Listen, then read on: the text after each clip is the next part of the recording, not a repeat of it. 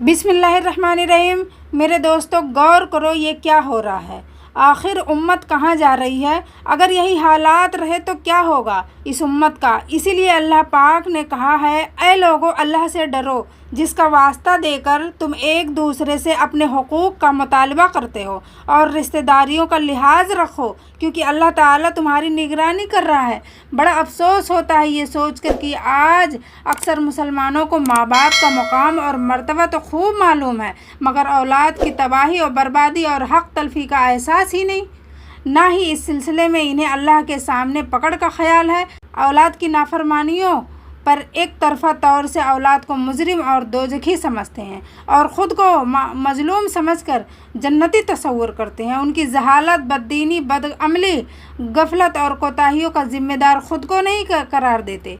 आज के इस बयान में ये बताना चाहती हूँ कि अल्लाह के लिए आप ज़रा गौर फरमाइए और औलाद के हुकूक को कोई आम मसला समझ कर नज़रअंदाज न फरमाएं, बल्कि यह इतना नाजुक और अहम मसला है कि औलाद के हुकूक से लापरवाही बरतने का मतलब ये है कि इससे न सिर्फ़ आप अपनी औलाद को बल्कि एक तरफ पूरे ख़ानदान, पूरे मुआसरे, पूरे मुल्क, पूरी कौम और इनसे चलने वाली नस्लों को हक़ तलफ़ी, डाका जनी और जुल्म बर्बरियत के गार में धकेल रहे हैं। दूसरी तरफ औलाद की तरबियत ना करके इस्लाम को मिटाने का ज़रिया और सबब बन रहे हैं। हालांकि मुआसरे की इस्लाह का पहला कदम औलाद की तरबियत पर है। मुल्क में अमन और सुकून पैदा करने का पहला कदम औलाद की तरबियत पर है। किसी कौम की नेक नामी का अनहसार भी औलाद की तरबियत पर है। नस्लों की हिफाजत भी औलाद की तरबियत पर है। शरीयत की हिफाजत भी औलाद की तरबियत पर है। अल्लाह पाक हमें इस मसला पर सच्चा एहसास नसीब फरमाए। मेरे दोस्तों, दिल चाहता है कि औलाद के हुकूक के मसले पर मज़ीद एहसास बेदार करने के लिए यह बात भी अर्ज़ करते चलूँ और वाज़े करते चलूँ कि क्या आप जानते हैं कि इंसान के मरने के फ़ौरन बाद ही जन्नत या दोज़ख का फ़ैसला क्यों नहीं कर दिया जाता है? जब इंसान की मौत हो गई तो अब अमल का दरवाज़ा बंद हो गया। जब अमल वजूद में नहीं आ सकता तो अब इंसान के आमाल नामों को जांच कर जन्नत या दोज़ख का फ़ैसला क्यों नहीं कर दिया जाता? मगर ऐसा नहीं होता, बल्कि इसे आलिम बरज़ख में, अलय्यन और सज्जीन में रखा जाता है और अल्लाह पाक क़यामत तक के लिए अपने फ़ैसले को रोके रखते हैं। कभी आपने सोचा है कि इसकी वजह क्या है? दरअसल बात यह है कि अमल दो किस्म के होते हैं, नेक अमल और बुरा अमल। इसी तरह इंसान भी दो तरह का अमल करता है। एक वो अमल जो करते ही ख़त्म हो जाता है और इसको कर लेने के बाद इंसान सवाब या अज़ाब का मुस्तहिक हो जाता है। दूसरा वो अमल है जो वजूद में आते ही ख़त्म नहीं हो जाता, बल्कि इसका अमल मसलसल जारी व सारी रहता है और इस अमल की वजह से इस अमल का करने वाला ज़्यादा से ज़्यादा सवाब या अज़ाब का मुस्तहिक होता चला जाता है। मसलन किसी इंसान ने मस्जिद बनवाई, सड़क बनवाई, इल्म दीन सिखाया या सिखाई, या नेक साले और दीनदार औलाद छोड़ गई या छोड़ गया, ये दुनिया में गुनाह के काम फैलाए, शिर्क व बुत परस्ती को आम किया, कत्ल व गारत करी, लोगों को गलत तरीका सिखलाया, इस रास्ते पर चलकर लोगों की एक बड़ी तादाद नस्ल दर नस्ल इन कामों को करती रही, तो इसे बाद वालों के अमल का सवाब या गुनाह भी मिलता रहेगा। मसलन काबिल ने कत्ल किया तो अब क़यामत तक जितने भी कत्ल होंगे उनके गुनाह काबिल के नामे अमाल में लिखे जाते रहेंगे और काबिल भी इसके ज़िम्मेदार रहेगा। गर्ज़ ये है कि कुछ ऐसे काम किए जिससे नेकी या गुनाह बराबर जारी रहे, तो बहरहाल इंसान के नामे अमाल में इसके नताइज लिखे जाते रहेंगे। इंसान मर भी जाए तब भी उसके आमाल नामे में नेकियां या गुनाह बढ़ते ही रहेंगे और इसके पूरे पूरे बदले का मुस्तहिक होता रहेगा।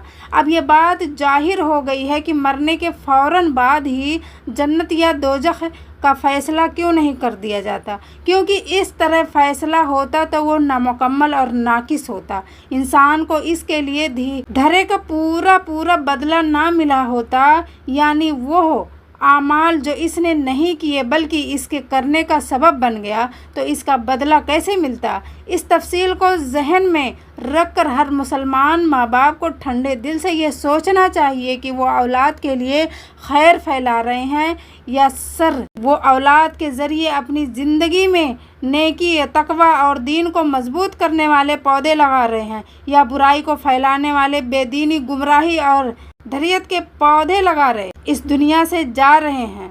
اگر انہوں نے اپنی اولاد کو اللہ کا باغی اور رسول کا نافرمان بنا کر چھوڑا ہے تو ان سے اس قسم کے اثرات پیدا ہوں گے، اور نسل در نسل ماں باپ بھی گناہوں کے ذمہ دار ہوں گے، اور ان کے نامہ اعمال میں اس تمام نسلوں کا گناہ بھی لکھا جاتا رہے گا۔ حضور اکرم صلی اللہ علیہ وآلہ وسلم سے فرمایا کہ کسی نفس کو ظلماً قتل نہیں کیا جاتا مگر اس کا گناہ حضرت آدم علیہ السلام کے بیٹے کو ہوتا ہے، کیونکہ اس نے قتل کی بنیاد ڈالی۔ ایک دوسری حدیث میں حضرت جریر بن عبداللہ سے مروی ہے کہ حضور اکرم صلی اللہ علیہ وآلہ وسلم نے فرمایا، جو شخص اسلام میں کوئی بہتر طریقہ ایجاد کرے گا تو اللہ تعالیٰ اس کو اس کا بھی اور بعد میں اس پر عمل کرنے والوں کا بھی ثواب عطا فرمائے گا، اور ان کے ثواب میں سے کوئی کمی نہیں کی جائے گی۔ اور جو شخص اسلام میں کوئی برا طریقہ ایجاد کرے گا تو اس کو اس کا بھی اور بعد میں عمل کرنے والوں کا بھی گناہ ہوگا، اور ان کے گناہوں میں سے کوئی کمی نہیں کی جائے گی۔ اس لیے دوستو اس طرف اپنی توجہ مبذول کرو، کیونکہ اولاد ایک ایسی نعمت ہے، اگر اس کی صحیح اسلامی تربیت و پرورش کی گئی اور اس کے حقوق و فرائض پوری طرح ادا کیے گئے تو یہی ذریعہ ثواب بن جائے گی، اور اگر اس کے حقوق و فرائض سے غفلت و لاپرواہی برتی گئی تو یہی اولاد وسیلہ عذاب بن جائے گی۔ حضرت امامہ رضی اللہ تعالیٰ عنہ سے مروی ہے کہ اللہ کے نبی صلی اللہ علیہ وآلہ وسلم نے ارشاد فرمایا کہ مرنے کے بعد مومن کو جو چیزیں ان کی نیکیوں میں سے پہنچتی ہے ان میں سے ایک وہ علم ہے جس کو اس نے پھیلایا ہو، یا نیک و صالح اولاد چھوڑی ہو، یا مسجد تعمیر کرائی ہو، یا مسافر خانہ بنوایا ہو، یا نہر جاری کر گیا ہو۔ ایک دوسری جگہ حضرت ابو ہریرہ رضی اللہ تعالیٰ عنہ سے مروی ہے کہ اللہ کے نبی کریم صلی اللہ علیہ وآلہ وسلم نے فرمایا کہ ایک شخص کے درجات بلند کر دیے جاتے ہیں، وہ عرض کرے گا کہ اے رب مجھے یہ ترقی کیوں ملی؟ اللہ پاک فرمائیں گے تمہارے بعد تمہاری اولاد کی طرف سے مغفرت کی دعا کرنے کی وجہ سے۔